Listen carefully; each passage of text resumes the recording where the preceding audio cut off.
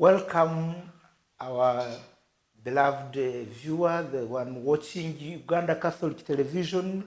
Good news for all. My name is Dr. Kiiza Aliba Emmanuel, the National Executive Secretary of the Justice and Peace Department of Uganda Episcopal Conference.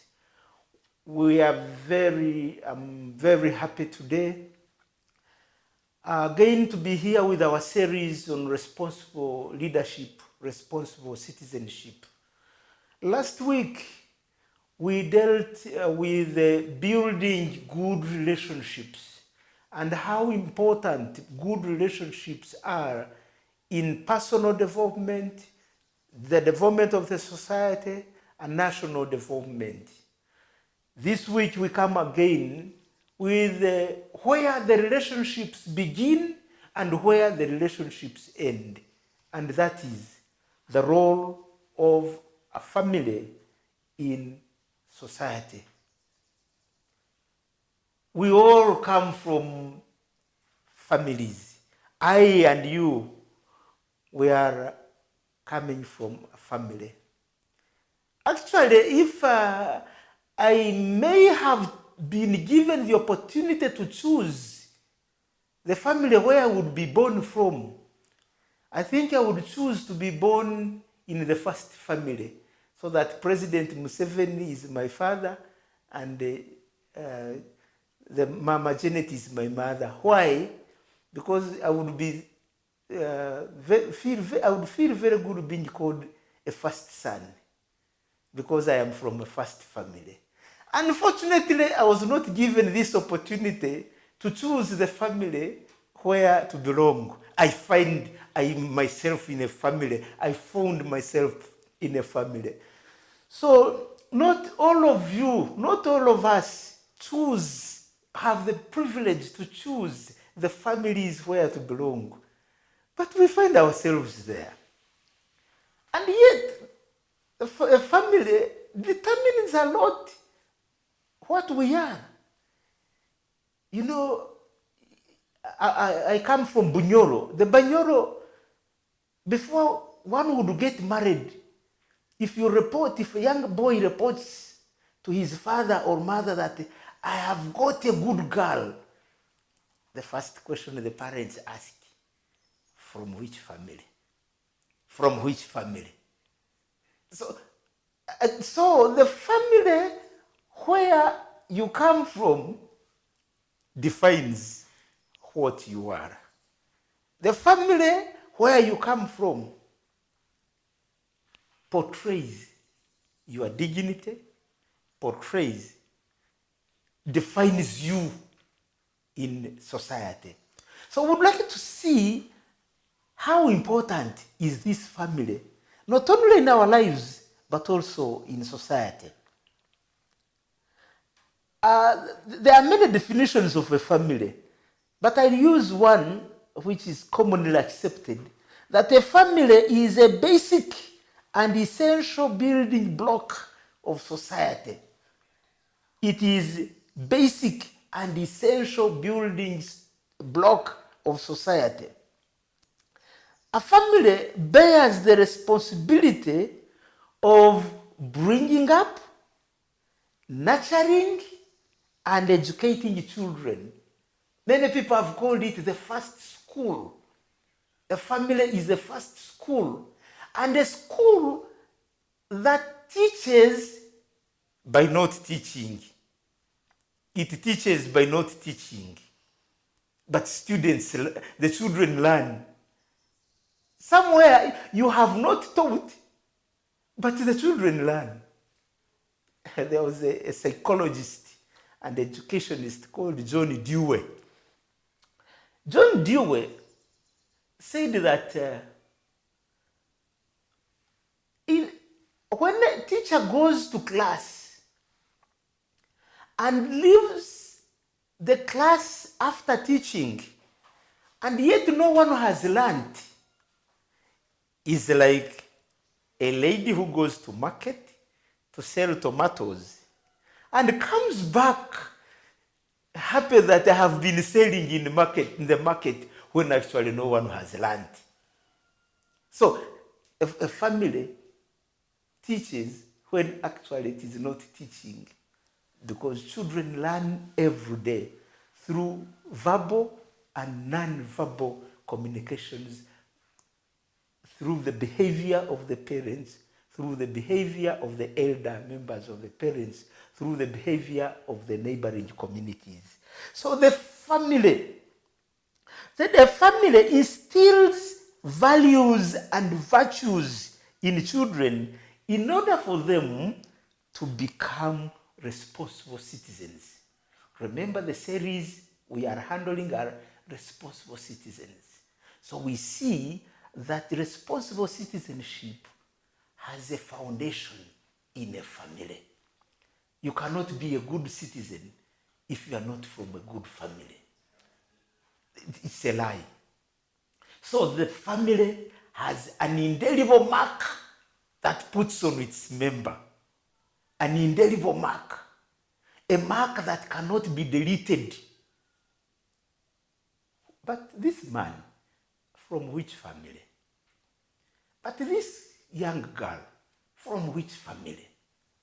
So this is the reason why we, as Justice and Peace Department, come up with this topic of a family, so that you, the one watching us right now, you really know the importance of the family in society.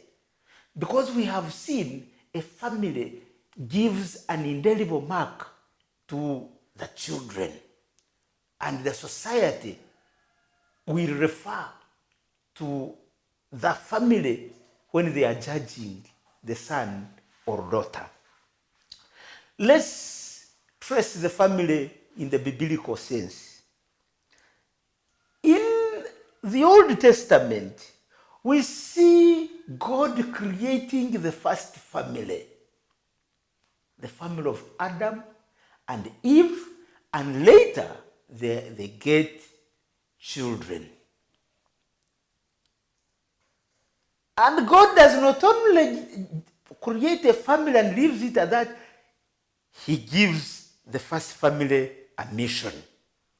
Go, multiply, and fill the earth, and give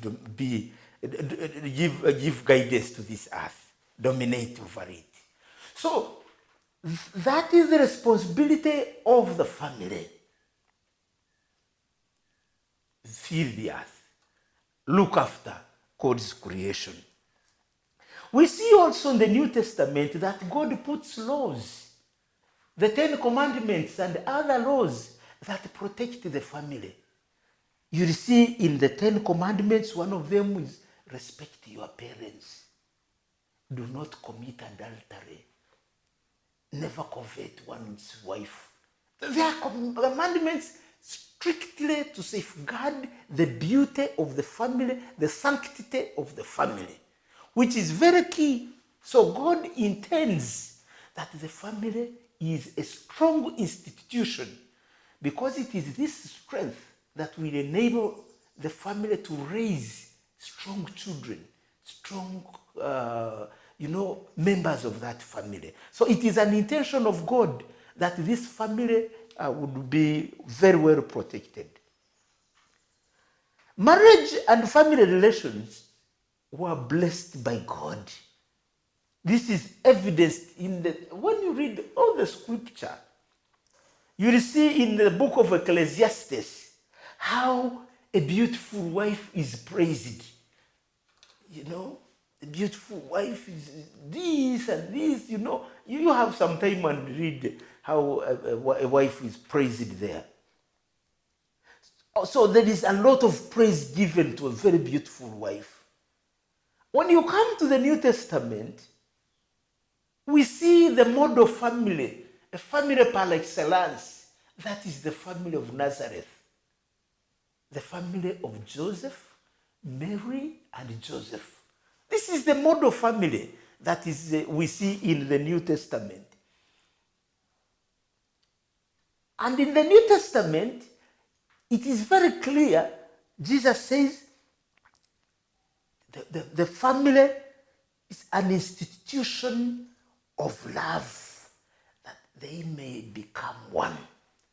Husband and wife, they become one. On the day they choose to marry, they become one. So it is an institution of love. How I wish all our families can take on this aspect of being an institution of love. When the husband feels, when he's there with other people, the heart is saying, when shall I go back to meet my beloved wife? When shall I go back to meet my children? I would like to see the families where, if the wife has gone for a workshop, she feels like changing her air ticket. Says, when shall I go back to meet my beloved husband? When shall I go back to meet my beloved children? This is the intention of God, that families will be institutions of love. We have now to look at our families critically, especially in this modern setting. Let us look at our families critically. Are we still an institution of love that was intended by God? I feel there is something we have to do. And for us, it is clear. If you need a good family, you have to make it yourselves. It is a choice. Don't say good families come from heaven. No. They are made by you, the husband. They are made by you, the wife. Yes, you have the choice to build a good family. The choice is with you. For us in Bunyoro, we have a saying, agonza akasera akarungi akegoyera, that he who loves good porridge, you go and make it by yourself. It is the same with the family. If you love to have a good family, the power is with you. The choice is with you. Then Jesus brings in the issue of indissolubility of marriage. That once you get married, it is final. Until death does us part. Until death takes one of you. So, marriage is supposed to be permanent. There was a time when I was in Australia. That was in 2008, in February.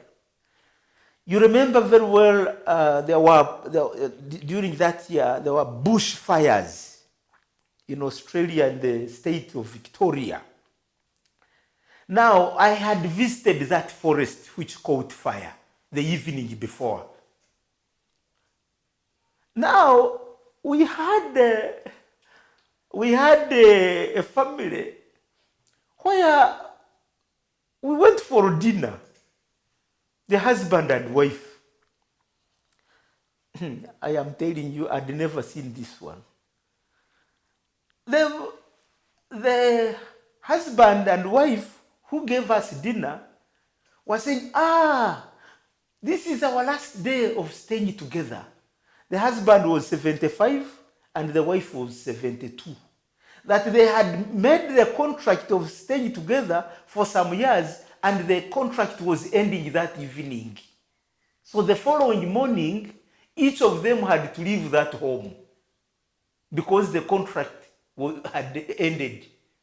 Then I was asking, but where are you going? And says, I'm going back to America. And another one, I'm going. Why? The marriage contract has ended. So I saw it by myself when I was in Australia, in Melbourne. This is not the intention of God for a family. A family is permanent. Marriage is indissoluble. Once you make a covenant, it is a done deal. Come rain, come shine, it is a done deal.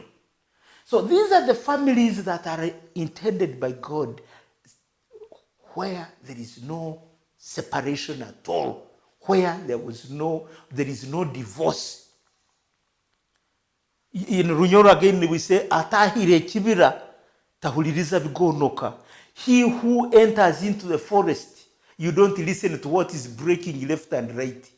Otherwise, you don't enter into the forest, because when you enter there, the one branch of tree will be falling, some animals will be barking here and there. So once you enter into the forest, make sure you are there, you pay attention, you become strong because you are in the forest.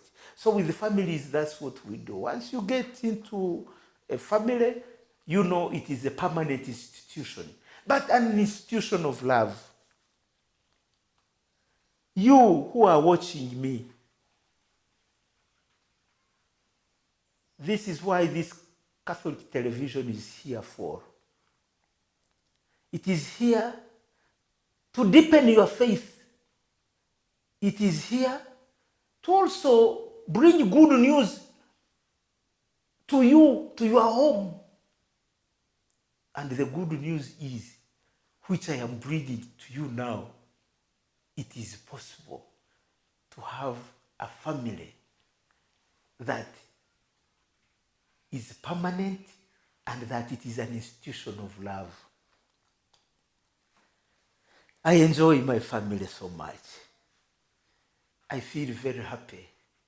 Whenever I start driving to go to Hoima, I feel wonderful. Why?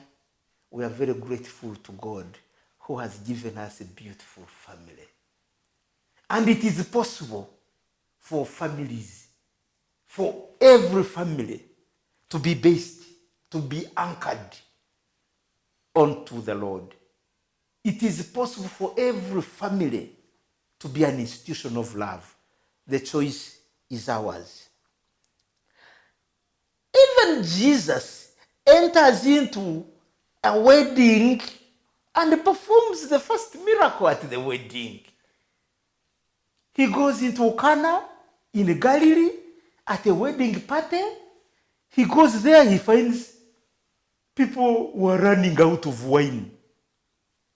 People had, with wine is never enough. I think it started with the time of Jesus. Even here, beers at a wedding are never enough. There are few weddings I have attended where the wine and the drinks are enough. In most cases, they are never enough. So Jesus comes to a same wedding and he finds the wine was not enough. I don't know, people had overdrunk themselves, I think. But anyway, his mother comes and says, now, help these people. And Jesus turns water into wine. I remember the mother of Jesus telling the disciples, do whatever he tells you. Because it was tricky. Turning water into wine. They say, people don't want water, they want wine. Then Jesus says, bring water. So, but the disciples brought water and, he performs the first miracle when he had entered into a wedding. That means Jesus himself appreciated the act of wedding. Then how many of you people are not wedded? Some of you are living, there is no reason why you should not wed. Then how will Jesus come to enter into the party which you have not made? If you are a young man living with a young girl and you have no impediment, wed, invite Jesus to come to your party. You never know how much wine he will provide for you. Invite Jesus to come. And you can only invite him when you appear before him in the church. So I like the young men and women who are now very serious and they are, they are blessing their marriages day after day. I feel very good about that. And this should continue. Because Jesus will enter into your wedding and a miracle will take place. Don't look for miracles outside the church. There are many, many miracles that Jesus does every day in our lives, in our families. But also Jesus had family friends. You remember James, John, and the mother? He had family friends. You remember Lazarus and two of his sisters, Martha and Mary? Those were his family friends. You remember how he got concerned and had to go and cure the fever of Peter's mother-in-law, you know? So Jesus had family friends. He valued the family. Jesus valued the family. When we come to the Catholic social teaching, we find a lot of literature about the beauty of the family. From all the church fathers, the papal encyclicals, the papal exhortations, there are many, until you reach one which was recently issued by Pope Francis, the Amoris Laetitia, meaning the joy of love. This is what I would like to end with before we go in for a commercial break. The joy of love. In this book, I pick only one sentence from this book of Pope Francis, The Joy of Love. This is how he begins it. The joy of love experienced by families is also the joy of the church. That is very deep. The joy of love experienced by families is also the joy of the church. So the church is teaching us, you who are watching me now, that we should have good families out there. We should have families that are present to the Lord. So we are now going for a commercial break. When we come back, we shall see the threats that are now posing to our families. The threats, and thereafter, we look at the pivotal role of the family in raising the children and nurturing them. Let's go in for a commercial break. Thank you for listening, for watching this Catholic television. Good news for all.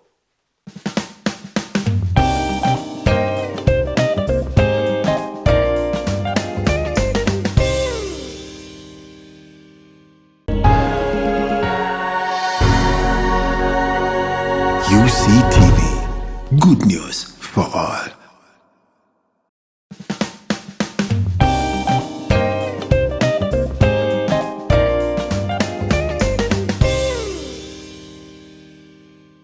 Welcome back from that commercial break. Thank you for watching Uganda Catholic Television. Good news for all. Before we went for our commercial break, we were tracing the beauty of the family in our scripture, both Old and New Testament, and also in the social teaching. And we have seen that God intends that a family is an institution of love, an institution where everyone in the family feels loved. And this is the ideal family. However, there are a number of things currently that are really affecting our families.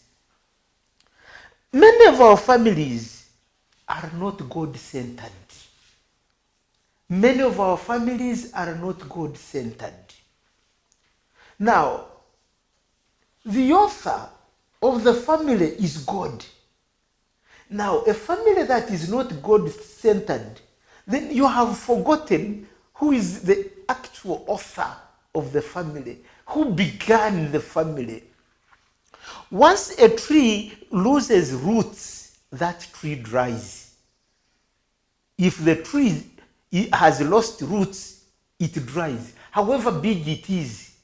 So a family that is not God-centered, that family dries. Why?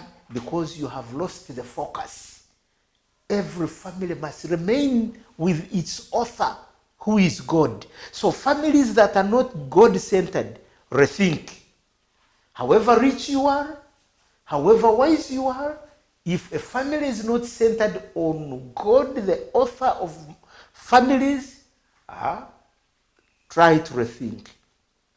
We have families that are too busy for each other. They are chasing the world. They have no time for one another. Please rethink. If you are too busy for each other, go back to the drawing board. We can never marry by remote, on remote. You find a husband is in America, a wife is in South Africa, and the children are living in Australia. Now, that family, you rethink. However much you would like to make ends meet, we have to be together at one moment. We must create time for each other. Especially you, my brother husbands. My brother husbands, you are too busy. What is that business which is more important than your family? What is that business? Who is occupying most of your time? Please, my brother husbands, I am a husband. I know. Let's create time for our families. Let's create time for our wives. Let us create time for our children.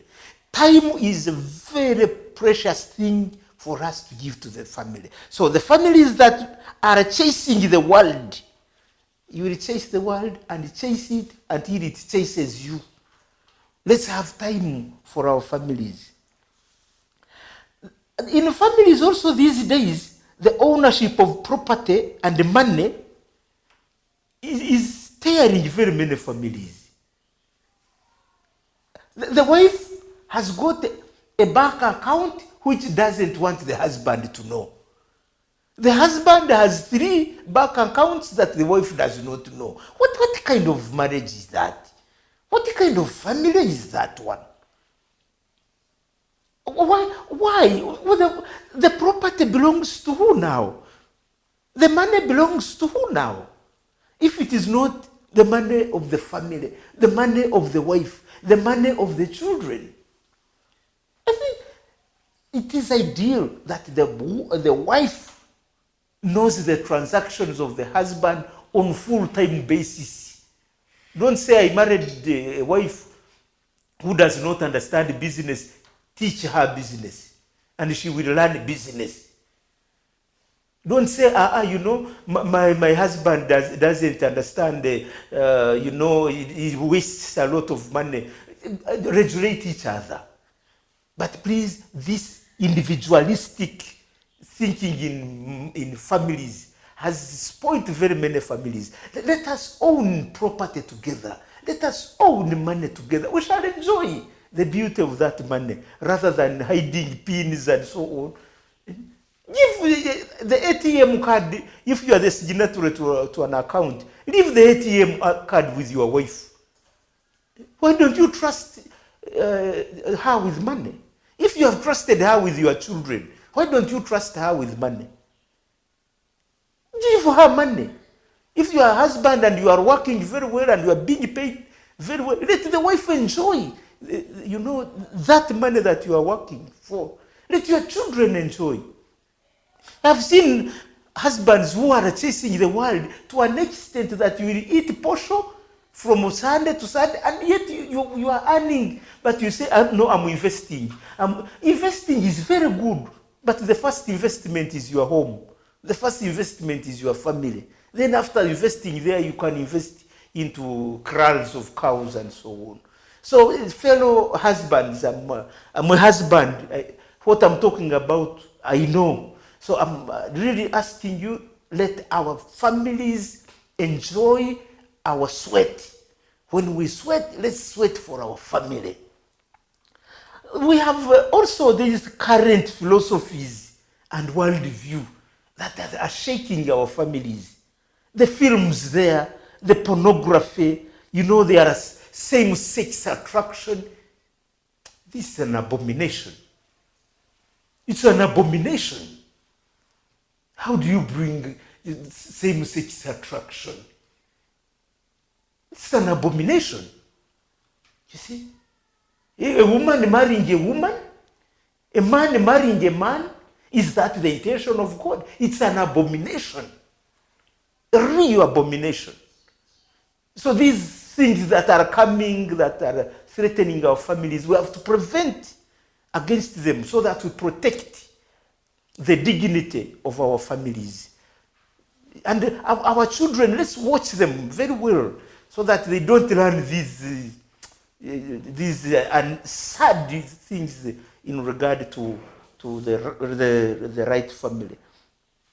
The social media these days, the social media is good, but the abuse of social media. I've seen many people sending WhatsApp where the husband is facing, the other side is on Facebook.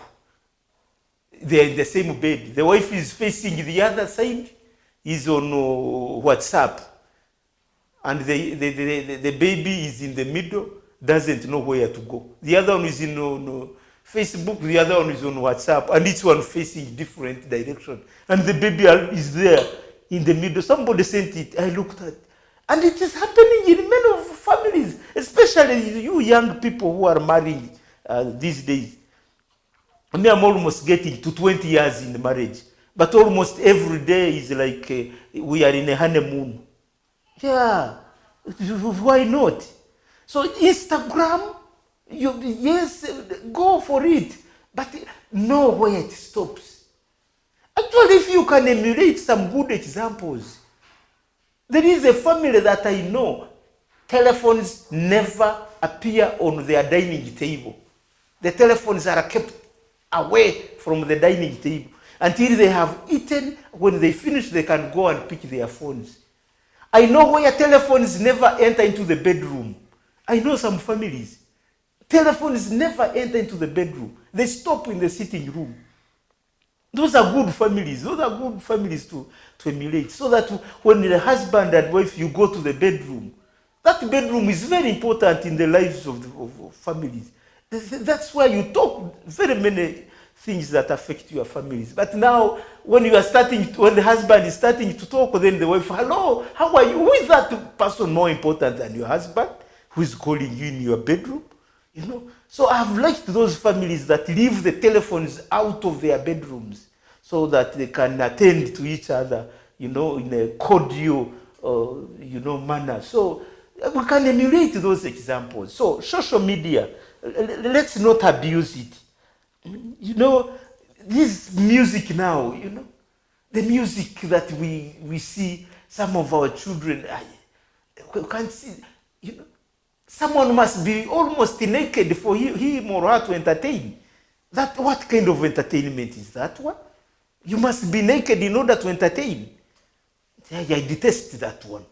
You can be very smart and you entertain. So the kind of music that you are putting into your home, also we have to really pay attention to it.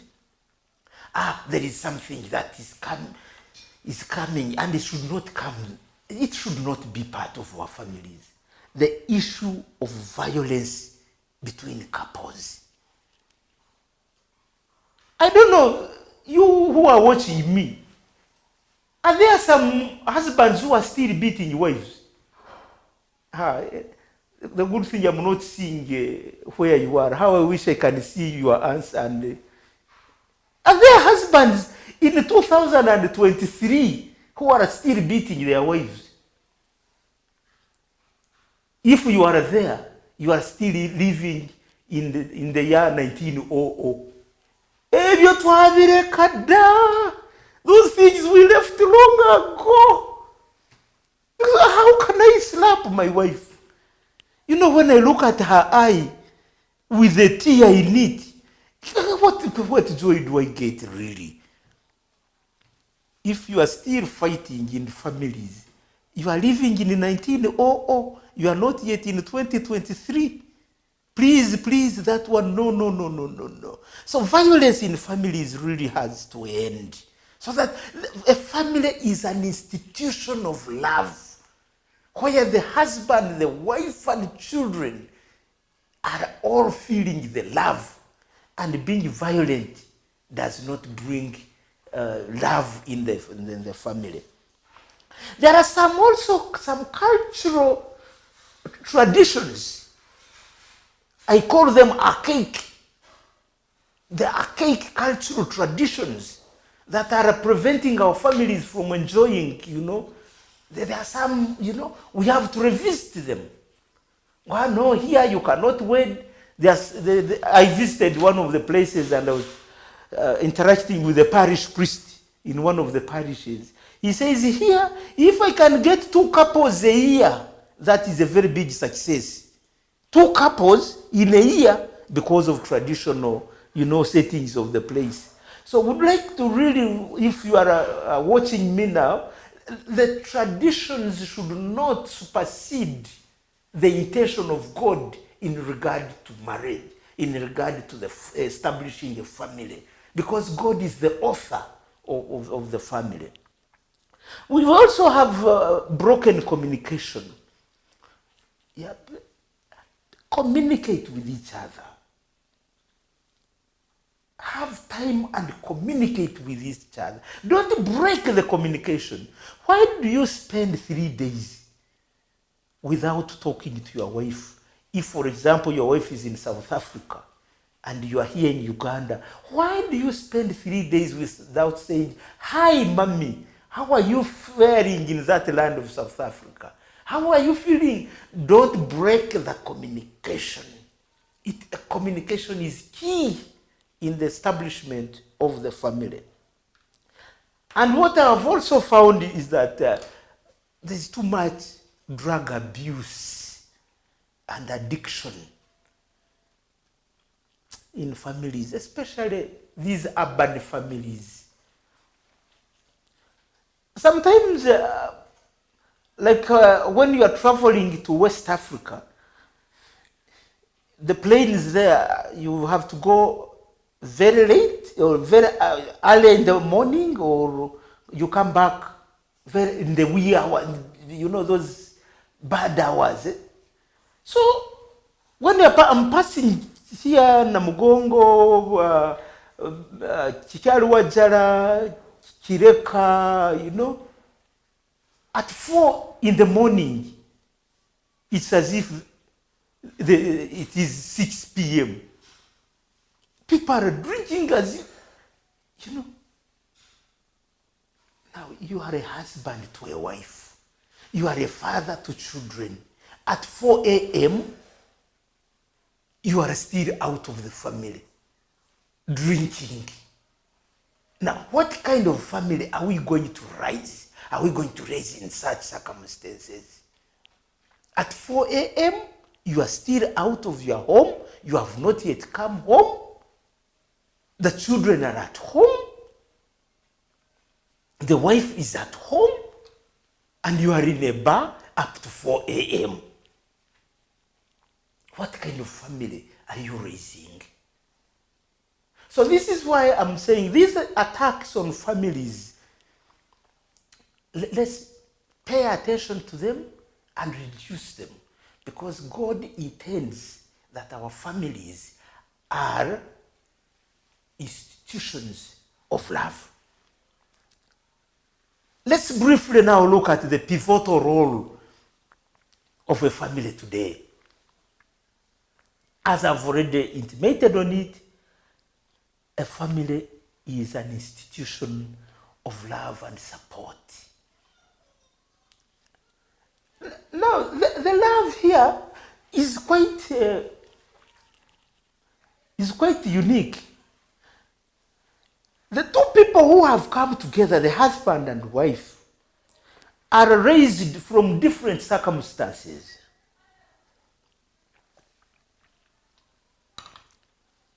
The husband is raised by other parents. He grew up from other circumstances. The woman or the wife also is raised by other parents, grew up in other circumstances, but in marriage, both of you have come together. So when you choose to come together, don't expect all of you to be the same, both of you to be the same. No way. Because everyone grew up in different circumstances. So when you come together and you expect the husband to be like you, forget. When you come together and you expect the wife to be like you, forget. But once you choose to be together, you learn each other. You help each other. You support each other. When you do that, you raise a strong family, a family of love, an institution of love. The family is also a best school, and the school that teaches unique lessons. The lesson of virtue, the lesson of values, the lesson of confidence, the lesson of respect. These are lessons you don't learn in class. Having values, developing virtues. These are lessons you never go and find in classes. But the family teaches them. That is why when the girl is getting married, they say, from which family? Because they will be able to say, this is a good family. Once it is a good family, it is expected to produce good people. And these are the good people who build society. So, when computers were coming, we had a very rough language. You say garbage in, garbage out. So family is the same. The product that is sent into society will resemble the quality of the family. So, a family is the best school. A family is a reference point in life. We are referred in life. The family defines us. Yes, the family defines us. When my young daughter introduces herself, my name is Gonza Martha Aliba. Once she mentions Aliba, automatically people define her. And this is a daughter of Aliba's family. But what kind of definition? What kind of definition is given to your children? It is you to establish a family that defines your children. You see how society now starts judging. This Aliba, my girl has not done anything.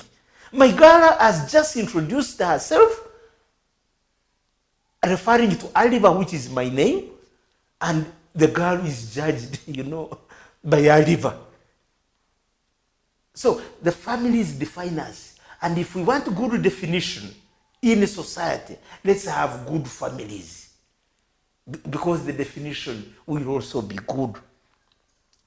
A family does another thing of protecting its members. A family protects the members. The members should feel protected whenever they are in a family. The wife should feel protected when he's with her husband.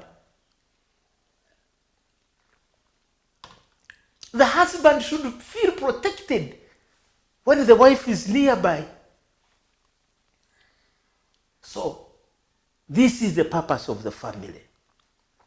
And the other one is for emotional support. We have to support each other emotionally. When the wife is emotionally not in balance, the husband should be able to support. When the husband is emotionally not in balance, the wife has to support. And above all, families, husband and wife should accompany each other in the life's journey. You accompany one another. Accompany your children in their life's journey, so that when they reach a level of leaving the home to go in society, they feel they have been accompanied very well in their lives. Let's care for each other in the families. Let's continue caring for one another in the families. Feel that there is a gap when somebody is not there in the family. When the children go to school, the mother and father should feel a gap instead of saying, at last they have gone. Very good. No, there should be a gap when they leave the home. You who are watching Uganda Catholic Television, Good News for All, I want to thank you for being part of this show. We are coming next week with another topic in this series of trying to build our society with responsible citizens, with responsible leaders. Keep tuning in to the Catholic Television, Good News for All.